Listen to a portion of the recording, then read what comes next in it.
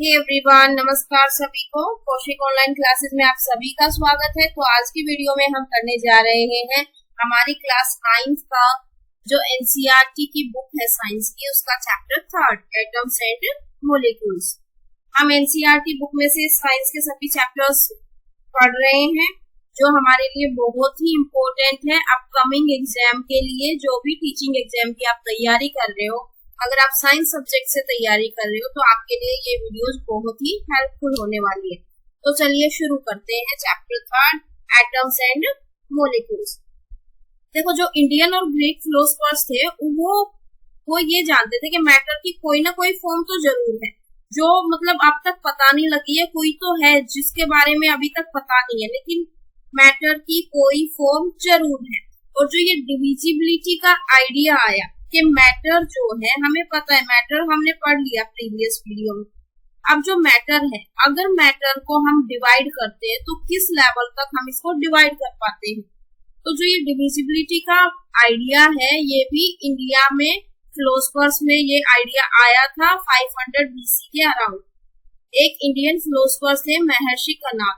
उन्होंने क्या पोस्टुलेट किया, अगर हम मैटर को डिवाइड करते जाते हैं, मैटर मतलब पदार्थ, कोई भी हिंदी में पदार्थ बोलते हैं मैटर को।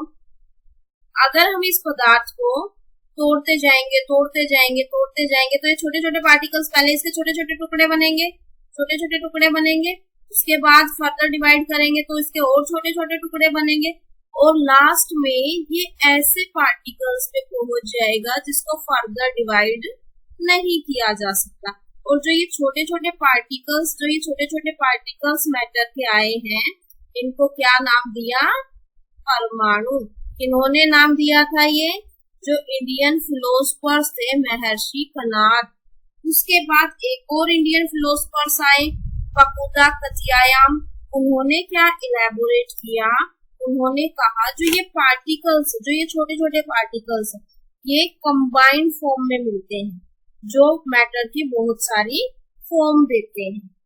तो इंडियन फिलोसफर्स के बारे में हमने पढ़ लिया। एक महर्षि कणाद थे जिन्होंने मैटर की डिविजिबिलिटी बताई कि जब स्मॉलेस्ट पार्टिकल्स आएंगे उनको क्या बोलेंगे? परमाणु। दूसरे फिलोसफर्स थे फकुदा कथियायाम। उन्होंने क्या बताया कि ये पार्टिकल्स कंबाइंड फॉर्म में होते हैं और मैटर की कई सारी फॉर्म देते हैं। Around the same era ancient Greek philosophers Democritus and Leucippus suggested. अब देखो, इंडिया में तो ये फिलोसफर्स थे। अब जो ग्रीक फिलोसफर्स थे डेमोक्राइटस एंड ल्यूकिपस, उन्होंने भी सजेस्ट किया कि अगर हम मैटर को डिवाइड करते जाते हैं तो एक ऐसी स्टेज आएगी जो पार्टिकल्स हमें मिले हैं वो उनको आगे डिवाइड नहीं कर पाएंगे। सेम स्टेटमेंट जो थी वो ग्रीक फिलोसफर्स ने भी दी। और उन्होंने डेमोक्राइटस ने उनको क्या बोला, जो ये इंडिविजुअल पार्टिकल्स थे इनका क्या नाम दिया? एटम्स। और हिंदी में क्या नाम है? परमाणु। सेम है सारे। इनका एटम्स का मतलब क्या होता है? Individual. All these was based on philosophical consideration and not much experimental work to validate these idea could be done till the 18th century। अब क्या था, ये सारी क्या थी? फिलोसॉफिकल कंसिडरेशन पे ही बेस्ड थी कि मैटर को डिवाइड करेंगे, लास्ट में इंडिविजिबल पार्टिकल मिलेगा जिसको हम एटम बोलते हैं। इसका कोई एक्सपेरिमेंटल वर्क नहीं किया गया था इन आइडियाज को वैलिडेट करने के लिए। कब तक एक्सपेरिमेंटल काम नहीं किया गया था? 18th century तक। By the end of 18th century, scientists recognized the difference between elements and compounds and naturally became interested in finding out how and why element combine and what happen when they combine। तो 18th century के and तक scientist ने पहचान लिया किस किस के बीच difference, elements और कंपाउंड के बीच, और वो इंटरेस्टेड हो गए कि ये कैसे होता है और क्यों होता है, एलिमेंट्स क्यों कंबाइन करते हैं। अब इन एटम्स को और डिस्क्राइब करने के लिए कि ये कैसे एग्जिस्ट करते हैं, इनका नेचर क्या है, ये कैसे कंबाइन होते हैं, तो इसमें कुछ लॉज दिए गए। दो इंपॉर्टेंट लॉज है केमिकल कॉम्बिनेशन के, जिनमें इन एटम्स को और अच्छे से एक्सप्लेन किया गया, इन एलिमेंट्स को और अच्छे से एक्सप्लेन किया गया। और ये लॉज किसके द्वारा दिए गए? एंटोइन एल लेवोजियर के द्वारा। तो लॉज ऑफ केमिकल कॉम्बिनेशन क्या है?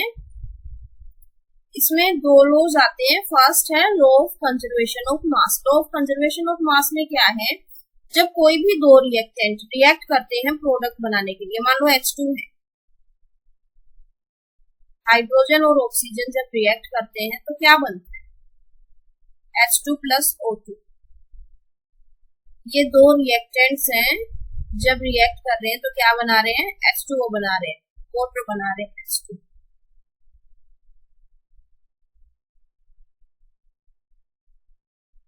तो law of conservation of mass क्या कहता है, जैसे कि इसके नाम से सजेस्ट है, मास का कंजर्व करना। मतलब मास क्या है, मास कोई वेस्ट नहीं होता है, मास कंजर्व हो जाता है। जितना मास पहले होगा एलिमेंट्स का, उतना ही बाद में जो कंपाउंड बना रहा है उसका मास क्या होगा, सेम होगा। मास को कंजर्व किया गया है।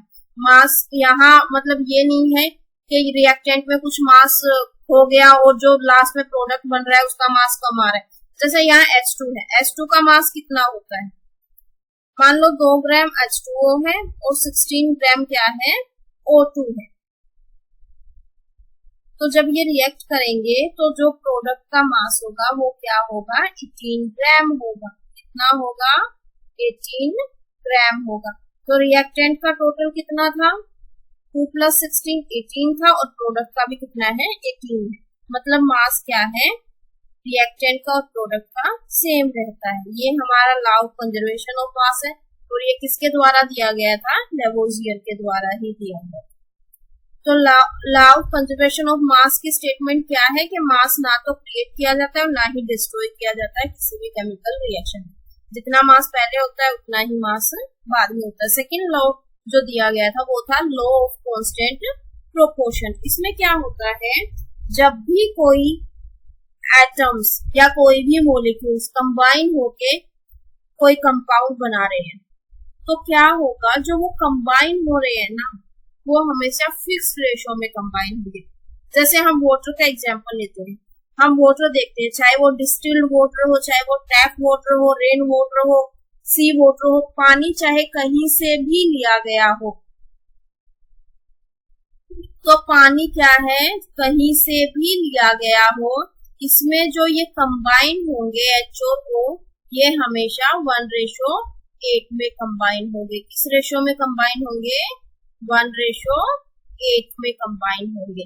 मतलब ये फिक्स्ड है, ये एलिमेंट्स फिक्स्ड है कि इसी रेशो में कंबाइन होंगे तभी वाटर फॉर्म होगा, वो वाटर का सोर्स चाहे कुछ भी।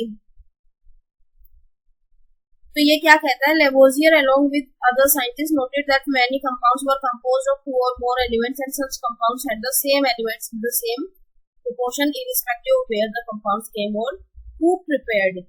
तो इसमें यही बताया गया, कोई भी कंपाउंड जब बनता है, जिन एलिमेंट से बना है वो एलिमेंट्स हमेशा फिक्स रेशो में कंबाइन होंगे। ये मैटर नहीं करता है कि वो कहाँ से बना है और कैसे बनाया गया है। In a compound such as water, जैसे वाटर का बता दिया, यहाँ रेशो जो हाइड्रोजन का और ऑक्सीजन के मास का है वो कितना रेशियो, 1:8 है। इसमें वाटर का सोर्स चाहे कोई भी हो।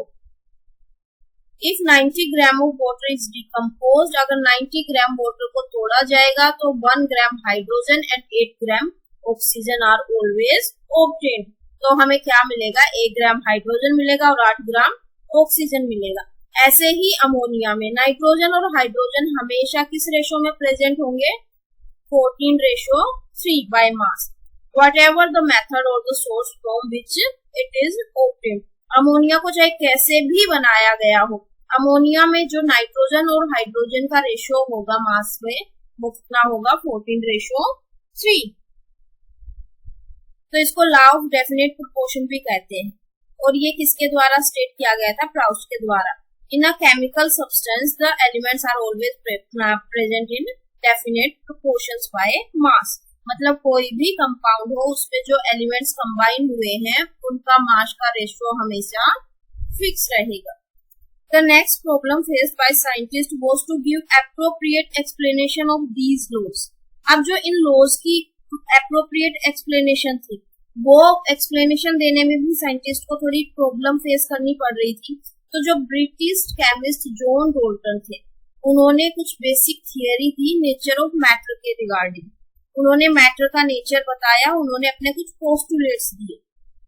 Dalton picked up the idea of divisibility of matter, which was till then just a philosophy.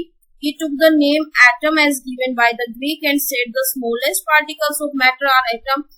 His theory was based on the laws of chemical combination. Dalton's atomic theory provided an explanation for the law conservation of mass and law of definite motion. अब देखो, जो ये सारी चीजें अभी तक atoms के बारे में बता दी, मैटर के बारे में जो अभी तक चीजें बता दी है, क्या क्या हमने तीन चीजें पढ़ी है। फर्स्ट तो हमने पढ़ा है डिविजिबिलिटी ऑफ मैटर, कि मैटर को जिस लेवल तक डिवाइड किया जा सकता है उस लेवल तक डिवाइड करके जो स्मॉलेस्ट पार्टिकल मिला है उसका ग्रीक साइंटिस्ट ने क्या नाम दिया था, ग्रीक फिलोसफर्स ने क्या नाम दिया था, सॉरी जो नाम दिया था वो फिलोसफर्स ने क्या नाम दिया था, एटम। अब उसके बाद हमने दो लॉज पढ़े हैं जिसमें ये बताया गया है कि जो मास होता है किसी भी कंपाउंड का वो क्या होता है, सेम होता है जिनसे वो बना है उनके मास के, मतलब रिएक्टेंट और प्रोडक्ट का मास क्या होता है, सेम होता है। मास को ना तो क्रिएट किया जा सकता और ना ही डिस्ट्रॉय किया जा सकता है।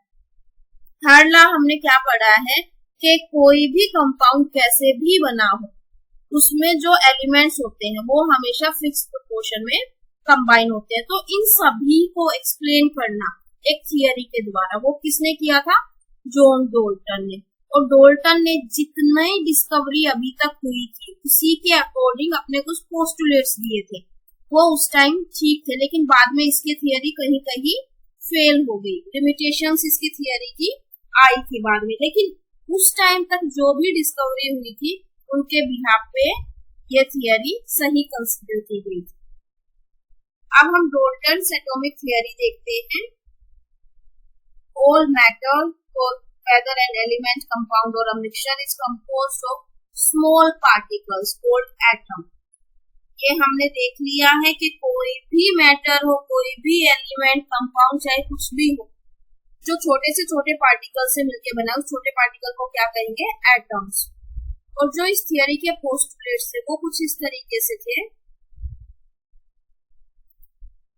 All matter is made up of very tiny particles called atom which participate in chemical reaction.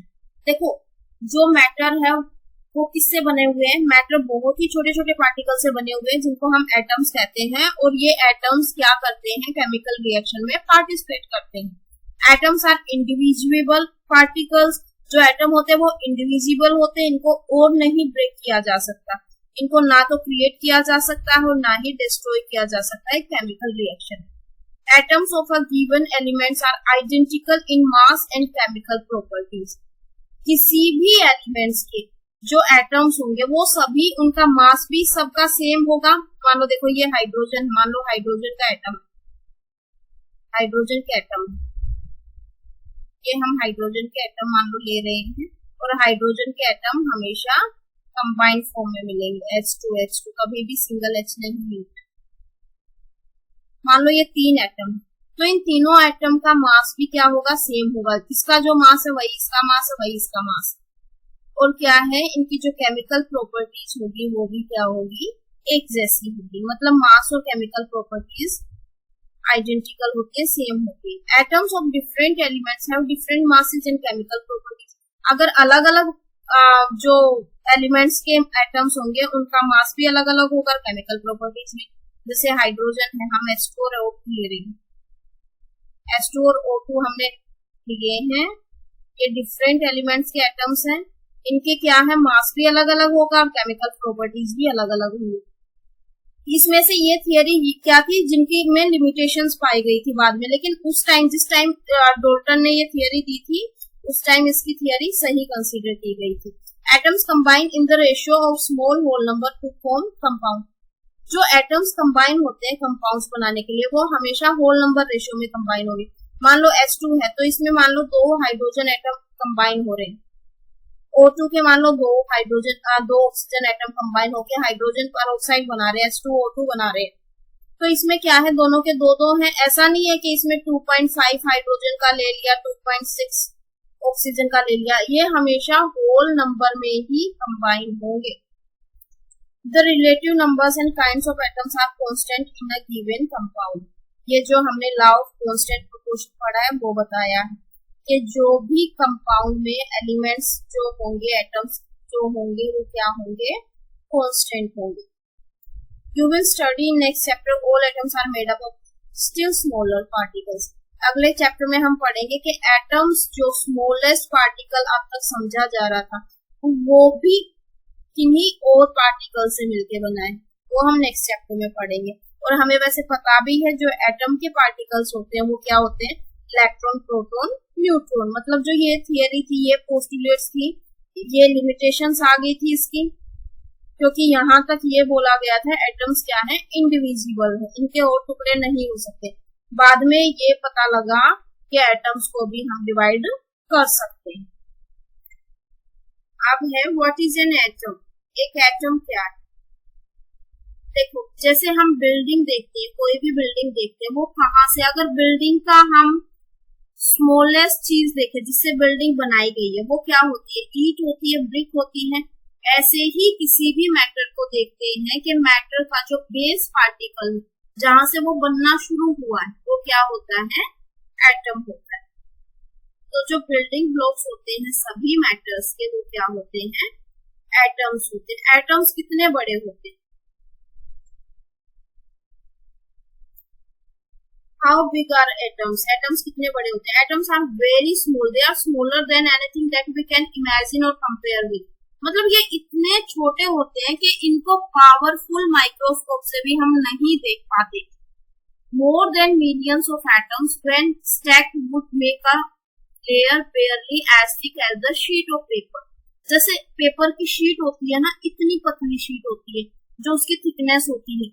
जब मिलियंस ऑफ एटम्स एक दूसरे से स्टिक हो जाएंगे, चिपक जाएंगे, तब वो एक ऐसी लेयर बनाएंगे। तो आप सोच सकते हो एटम कितना छोटा होता है। अब जो एटम है, एटम का जो शेप बताया गया वो स्फेरिकल बताया गया है, गोल होता है, बिल्कुल गोल होता है। तो इसकी कुछ रेडियस भी होगी, क्योंकि उनका जब साइज डिटरमाइन किया जाता है उनके रेडियस से ही किया जाता है। अब इनकी जो रेडियस होती है वो ये तो है नहीं कि सेंटीमीटर मीटर में आपको मिलेगी, ये तो बहुत बड़ा हो जाता है, मिलीमीटर में भी नहीं मिलती है। इनको अलग यूनिट से मेजर किया जाता है जिनको हम नैनोमीटर बोलते हैं।